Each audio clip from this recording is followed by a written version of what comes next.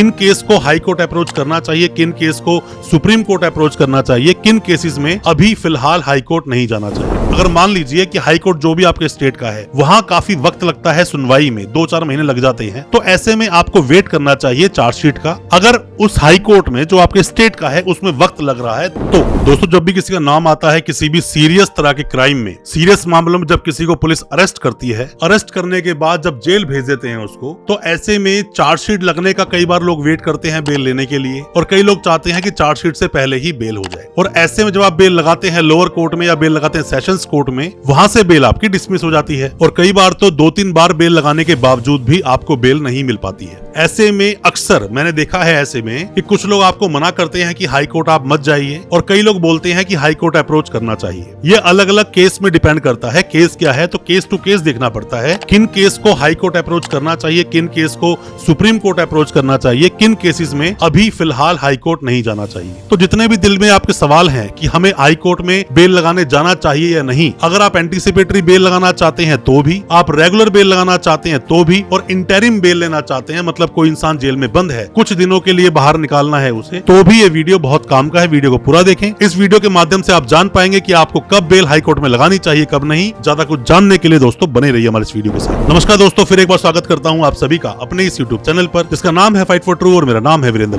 दोस्तों हालांकि मैं अपनी इस वीडियो के माध्यम से आपको 5 बातों में बताऊंगा कि कब आपको हाई कोर्ट जाना चाहिए और कब आपको नहीं जाना चाहिए। वो सब बातें आपकी बहुत मदद करेगी ऐसे केसेस में जिनमें आप बेल लेना चाहते हैं, फिर चाहे वो एंटीसिपेटरी बेल हो चाहे वो रेगुलर बेल हो। आप में से कोई भी नए वकील साहब है, लॉ स्टूडेंट है, कोई भी अभी वकालत अभी सीख रहा है या फिर कानूनी जानकारी लेना चाहता है, या फिर आपका सगा संबंधी जानकार कोई भी मामले में फंस गया है, उसे बेल लेनी है, और कोई भी किसी भी तरह की आप सलाह लेना चाहते हैं, जानकारी लेना चाहते हैं, दिए गए नंबर पे व्हाट्सएप करें, हम आपको रिप्लाई करेंगे। हो सकता है हमारे किसी रिप्लाई से आपकी कोई मदद हो सके। अब बात करते हैं कौन से हैं वो 5 पॉइंट्स जिनमें आपको कब हाई कोर्ट अप्रोच करना चाहिए कब नहीं। पहला पॉइंट दोस्तों होता क्या है कि आपने मान लीजिए चीटिंग फॉर्जरी जैसे मामले में आपने बेल लगा दी नीचे, मतलब कि एमएम कोर्ट में, क्योंकि ट्रायल बाय सीएमएम ही होता है ये। तो यहाँ पर जो चीफ जुडिशियल मजिस्ट्रेट्स होते हैं वो इस मामले में आपकी सुनवाई करते हैं। तो अगर आपकी बेल वहां डिसमिस हो गई है और कोई भी इंसान जेल में है, आप सेशंस कोर्ट गए, बेल डिसमिस हो गई, तो ऐसे में अगर उस कोर्ट में अगर मान लीजिए कि हाई कोर्ट जो भी आपके स्टेट का है वहां काफी वक्त लगता है सुनवाई में, 2-4 महीने लग जाते हैं, तो ऐसे में आपको वेट करना चाहिए चार्जशीट का। अगर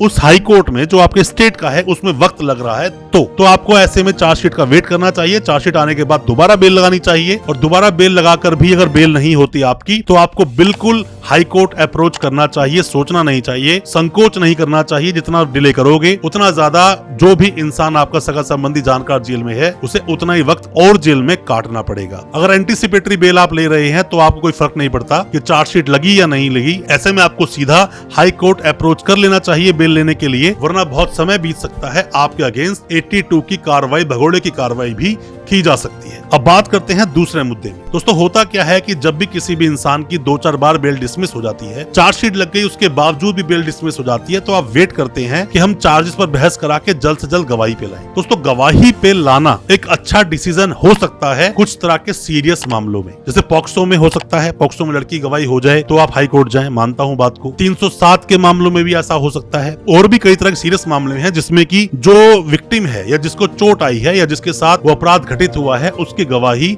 बहुत ज्यादा महत्वपूर्ण मायने रखती है। तो ऐसे में उसका आप इंतजार करेंगे, उसके बाद ही आप हाई कोर्ट जाएंगे, तो बेटर है कि पहले आप गवाही करवा लें। तीसरे मुद्दे की हम बात करते हैं दोस्तों एंटीसिपेटरी बेल की। आपने सेशंस कोर्ट में बेल लगाई, बेल आपकी डिसमिस हो गई। अब आप वेट कर रहे हो कि दोबारा सेशन कोर्ट में लगाऊंगा, चार्जशीट लगने दो। चार्जशीट लग भी गई तो आप तो एब्सकॉन्ड हो, उससे आपको क्या मदद मिलेगी? हो सकता है कुछ आपके लिए फैक्ट सामने आ जाए, फैक्ट उजागर हो जाएं, तो ऐसे में आप वेट तो कर सकते हो, पर वेट ना करो, ज्यादा बेटर है सीधा आप हाई कोर्ट चले जाइए। और अगर पुलिस आपकी बात नहीं सुन रही है तो ऐसे में आप रिट लगा दीजिए। रिट के बारे में मैंने बहुत सारी वीडियोस बनाई है कि पुलिस अगर अपना काम ठीक से ना करे आप रिट लगा सकते हो। और अगर आपकी कोई भी किसी तरह की इन्वॉल्वमेंट नहीं है तो आप क्वेश्चन भी लगा सकते हो। पर हाई कोर्ट आपको अप्रोच करना चाहिए, बार बार आपको वेट नहीं करना चाहिए प्रोसीडिंग्स का वेट करोगे तो यहाँ पुलिस अपनी कार्रवाई कर देगी और आप भगोड़े हो ये प्रूव कर देगी, बाद में आपके लिए बहुत सारी समस्याएं हो जाएंगी। अब बात करते हैं अगले मुद्दे की, अगले पॉइंट की। दोस्तों तीसरे पॉइंट में आपको ये बताना चाहूंगा कि कभी भी मान लीजिए कि आपको बेल लगानी है, बेल लगाने से पहले आप ये देखिए कि अगर उस केस में कोई इन्वॉल्वमेंट नहीं है तो आप बेल मत लगाओ दोस्तों। आप सीधा क्वेश्चनिंग में जाओ हाई कोर्ट में। आप क्वेश्चनिंग लगाओगे कि मेरा इस केस से कोई भी लेना देना नहीं है, तो ऐसे में एफआईआर क्वैश हो सकती है, आपका नाम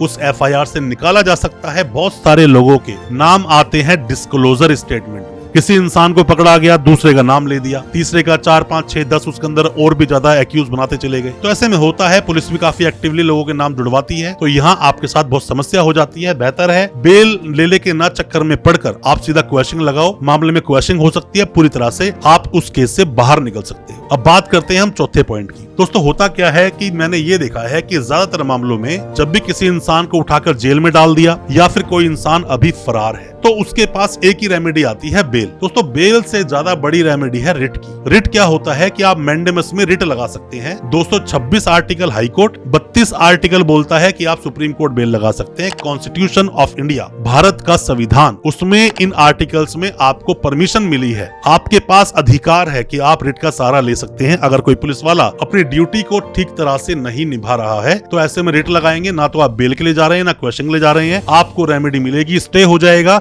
और आपकी अरेस्टिंग नहीं होगी। ये भी एक प्रावधान है आपके पास, इसका सहारा भी आप ले सकते हैं। अब दोस्तों बात करते हैं लास्ट मुद्दे की, पांचवें मुद्दे की हम बात करते हैं कि हाईकोर्ट कब जाना चाहिए। दोस्तों मैं ये बोलूंगा कि आप में से जितने भी लोगों पर सीरियस नेचर का अपराध हुआ है, आप सबको हाईकोर्ट या सुप्रीम कोर्ट अप्रोच करना ही पड़ेगा। कब आपको सुप्रीम कोर्ट जाना है उस पर भी हमने डिटेल में वीडियो बनाई है, इसी चैनल पे अवेलेबल है वीडियो, आप उसको भी देखें। आपका कोई भी मामला सीरियस नेचर का है, मतलब कि जिसके अंदर इन्वेस्टिगेशन के लिए 90 डेज का टाइम लगता है, ऐसे मामलों में ज्यादातर मामलों में देखा गया कि बेल आपको हाई कोर्ट से ही मिलती है। और अगर हाई कोर्ट बेल आपकी डिसमिस मार दे, चाहे फिर वो एंटीसिपेटरी बेल है चाहे वो रेगुलर बेल है, तो आपको सुप्रीम कोर्ट जाने में संकोच नहीं करना चाहिए, देरी नहीं करनी चाहिए। यहाँ पुलिस वाले अपनी कार्रवाई आगे बढ़ा देंगे, वारंट इशू करवाने के बाद में आपके ऊपर 82 की कार्रवाई चलवा देंगे। 82 मतलब भगोड़ा करार कर देंगे। बाद में आपके ऊपर नोटिस भी इशू हो सकता है कि देश नहीं छोड़ सकते, एयरपोर्ट से ही आपको अरेस्ट कर लेंगे। तो ऐसे सब मामलों में आपको हाई कोर्ट का अप्रोच करना चाहिए, बिल्कुल ना सोचें। और अगर हाई कोर्ट में वक्त लगता भी है तो भी आपको हाई कोर्ट जाना होगा, खास करके एंटीसिपेटरी बेल वालों के लिए। और दूसरी को रेमेडी बनती नहीं है, क्योंकि उनको ज्यादातर सीरियस मामलों में हाई कोर्ट या सुप्रीम कोर्ट से ही बेल मिलती है, एंटीसिपेटरी बेल। तो इतना घबराएं नहीं, सोचे नहीं, हाई कोर्ट अप्रोच करें, आपको वहां जाकर रेमेडी जरूर मिलेगी, वहां जाकर आपको सोल्यूशन मिलेगा, राहत जरूर मिलेगी। कोई भी किसी तरह के सवाल हैं, कुछ भी जानना चाहते हैं, ऑनलाइन कंसल्टेंसी लेना चाहते हैं, दिए गए नंबर पर व्हाट्सएप करें, हम आपको रिप्लाई करेंगे। हो सकता है हमारे किसी रिप्लाई से आप उस केस से बाहर निकल सके। दोस्तों अच्छा लगा आज का वीडियो, हमारे चैनल को सब्सक्राइब करना बिल्कुल ना भूलें, साथ में लगा बेल आइकन जरूर दबा दें, ताकि इसी तरह की जो लीगल अवेयरनेस की वीडियोस आपके लेकर आते हैं वो आप तक पहुंच सके सबसे पहले। बहुत बहुत शुक्रिया दोस्तों, धन्यवाद हमारे इस वीडियो के साथ बने रहने के लिए।